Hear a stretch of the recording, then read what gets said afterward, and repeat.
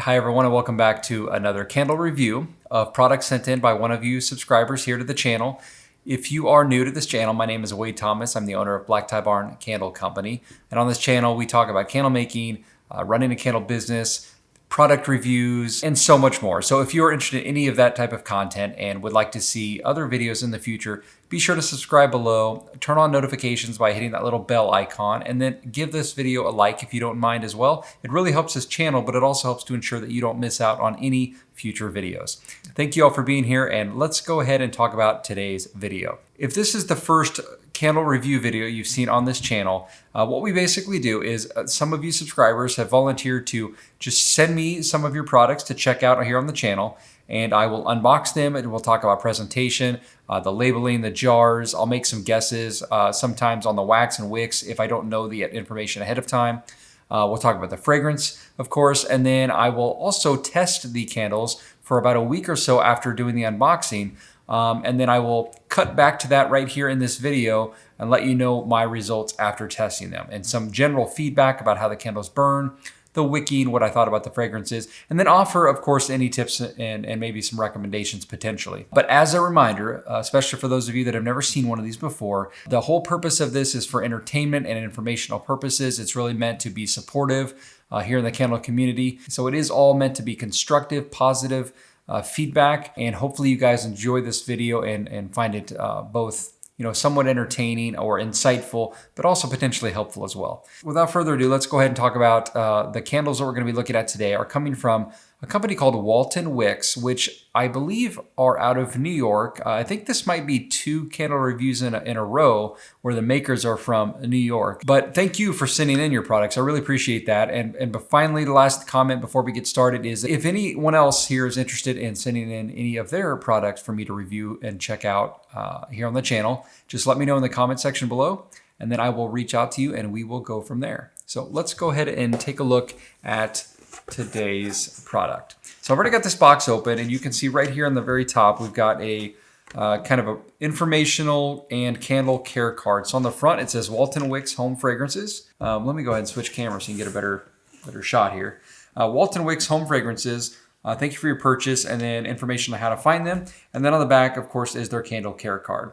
They talk about trimming your wick and how to burn responsibly and so on. So nice little touch there. I think that's a pretty common thing I'm seeing with many of you is providing those care cards in your candles. And then they have a business card, hand poured in New York. Also on top here was a little bit of information about what we're going to be taking a look at here. It looks like they are using a coconut soy blend wax. This may be the second or third coconut wax blend I've done here as far as reviews go, but I think it's been a different specific wax blend each time. Like many people using a coconut or coconut blended wax, looks like we're using CD and wicks, and that are roughly a 9% fragrance load. So we're going to go ahead and take this out of the package and finally get our eyes on this candle. So it was very securely packed, so no issues with shipping at all. And I like the individual product box. And actually look, so they have it stamped. The box is stamped with WW with the flame, which is Walton Wicks.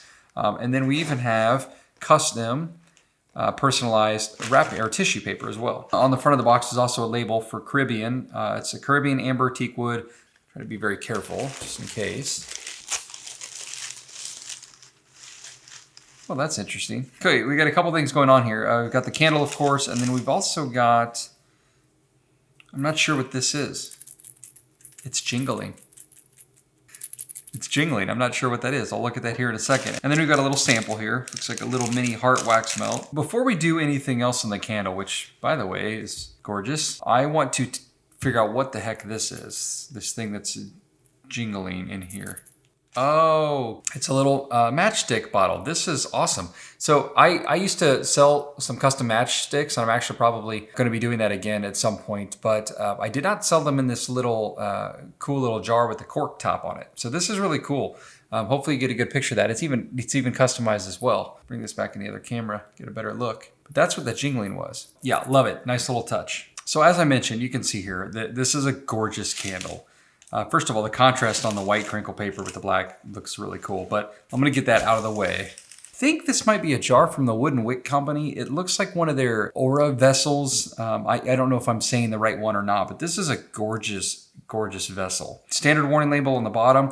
The top is a wood lid that is unstained. It's non-treated. What's interesting is I normally do not like that look. I want some kind of color to my wooden lid. So, you know, either the tan or the brown or even black. There's all sorts of colors, stains for your wooden lid. I never like the unfinished wooden lid. This is actually perfect with this brand. I mean, it fits the vessel perfect. I think any other color might actually be distracting. This makes it seem very natural and oceanic almost. And this is a Caribbean fragrance. So great job of leaving this lid an unfinished lid. And then let's talk about the label here. So the label, again, it does says coconut soy wax candle, Caribbean teakwood.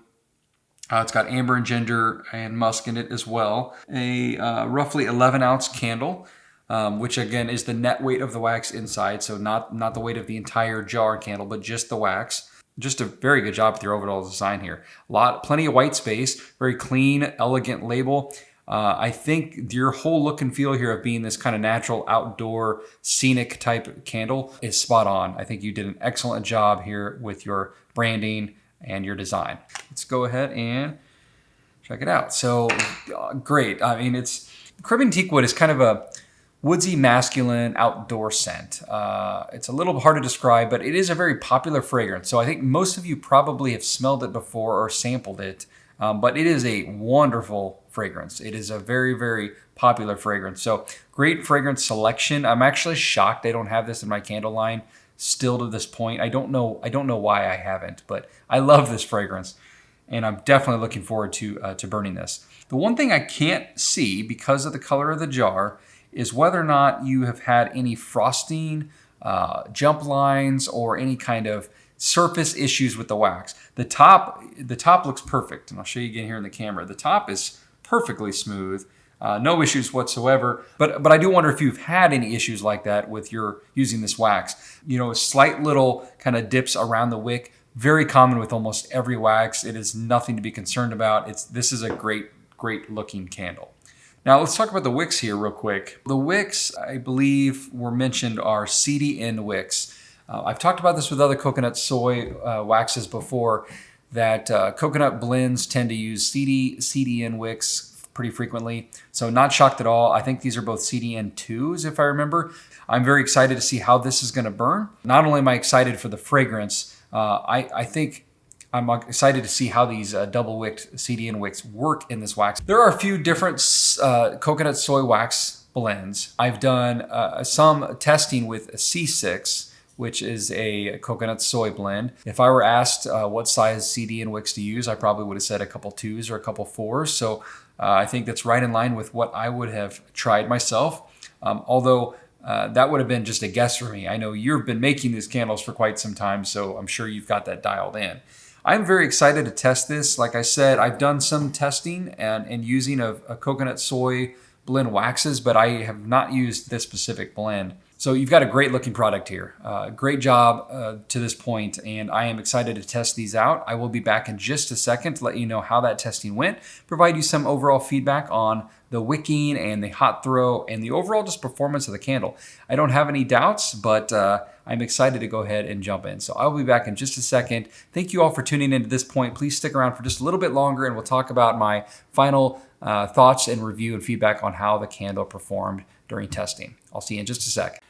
Well, as with most double-wicked candles, it was an interesting test burn. And I gotta tell you, the overall results were very, very good. I have just finished up my week-and-a-half long testing of Walton Wick's candle. The candle they sent to me in this gorgeous Caribbean blue candle. As we talked about in the first part of this video, it is a double-wicked, gorgeous vessel, and it was amber teakwood, ginger, and musk fragrance. Now, the wax that they're using is a coconut soy blend called EC26, which I am not familiar with, but it is a coconut soy blend, and I have used a few of those over the years. And the wicks that they're using are 2 CDN2 wicks with a 9% fragrance load of Caribbean teakwood. Now, let's talk about this candle burn, because as with most double-wicked candles, there can be some variance in how it burns. The first burn will look one way, And then by the second or third burn, it's burning entirely differently. And really the ultimate goal with all candles is just to get the best overall burn from top to bottom. Let's talk about how this candle did. As you will see through some of this footage here, when I first lit this candle, I thought for sure it had a decent chance of being underwicked and would maybe not tunnel necessarily, but really even never get that far. The wicks might just fizzle out. And to those of you that are just starting off with candle making, you may have seen that candle and that would have been exactly what you were thinking as well. However, over the years, I have done enough testing with double-wicked candles that I knew not to give up on that one too soon, because many double-wicked candles do one of two things very commonly. One is that they start off with flames that are too large, and then as they work themselves down through the rest of the jar, they end up being much better wicked. Or they often start off too small, and then they eventually become the right size.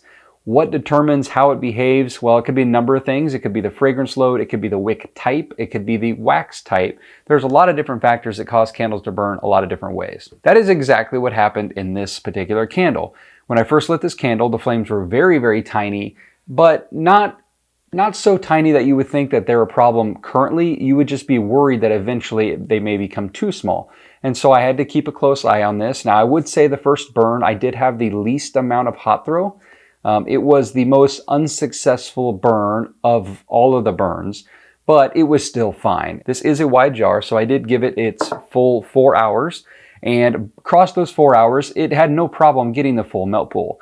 It just had those kind of small, kind of puny little flames, and you worry, is a flame going to survive? They did survive, no problem. And then from that point forward, the candle burned perfectly normal the rest of the time.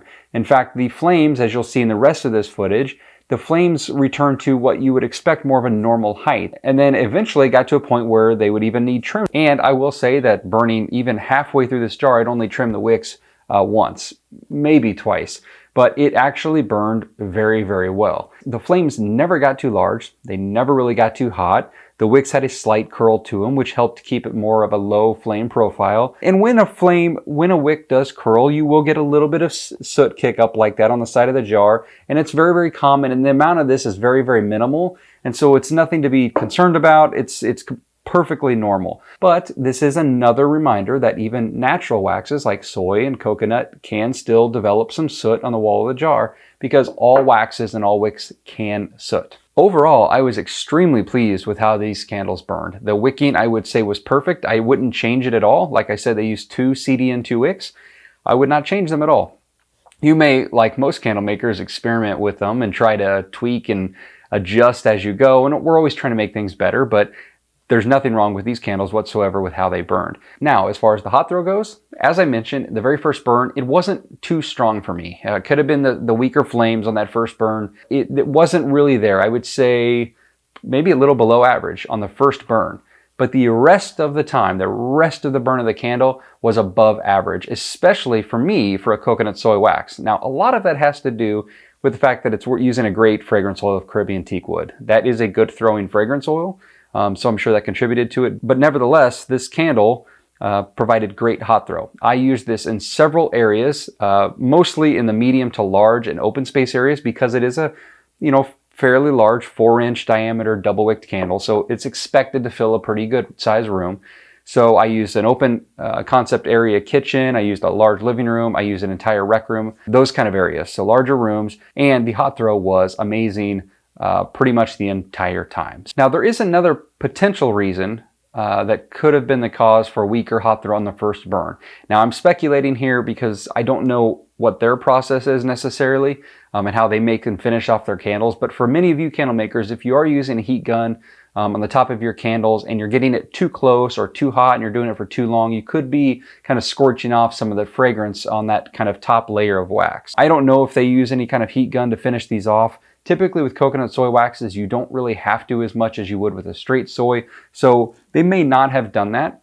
But like I said, the hot throw was probably just below average, mostly because of the small flames. Now, it may have just been this specific candle that had small flames on that first burn, and the others that they sell, or the majority of their candles might not have that problem at all. But in this case, those smaller flames might have been the reason for the lack of hot throw on that first burn. But like I said, it ended up completely ironing itself out with perfect wicking, perfect hot throw, and a gorgeous looking vessel. But anyways, I just want to say thank you to Rhonda, the owner of Walton Wicks, for sending in this candle for review on the channel. It is a gorgeous candle, and I really think that all of you are going to really love the look of this, but also, just to reiterate, it burned excellent. So big thank you to Rhonda for sending this in. If you guys all wouldn't mind, in the comment section, let me know what you thought about this review, what you think about Walton Wick's candle here, and if you are interested in more review videos, I have an entire playlist to check out if you would like to, or if you are interested in sending one in for review yourself, just let me know in the comments and I will reach out to you. Thank you all for being here. If you are not already a subscriber, please consider subscribing. It's just a button below. It's free to click, and it really helps kind of grow this channel, and I really appreciate you guys for stopping by, tuning in as much as you do. You know I put out a lot of content and I love doing that, so I really thank you very much for being here and checking out the channel. Speaking of which, feel free to check out more videos. Until I see you next time. Thanks.